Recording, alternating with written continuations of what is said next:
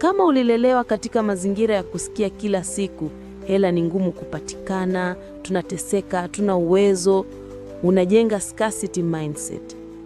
Unaona pesa kama kitu cha hofu na upungufu.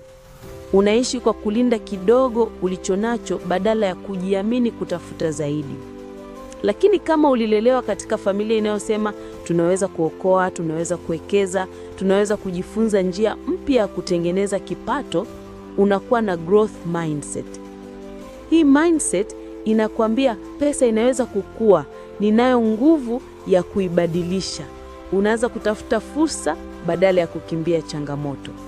Saikolojia ya kijamii inasema imani tunazorithi kutoka utotoni ndizo zinaamua 70% ya maamuzi yetu ya kifedha ukubwani. Mfano halisi wa waajiriwa wawili.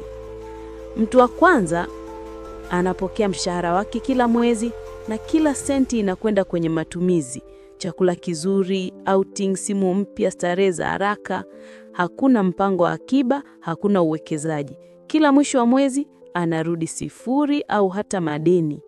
Mtu wa pili anapokea mshahara ule ule, lakini ana kanuni moja: 20% ya kipato changu si changu, ni cha mustakabali wangu. Anaweka akiba, anaanza kuwekeza kwenye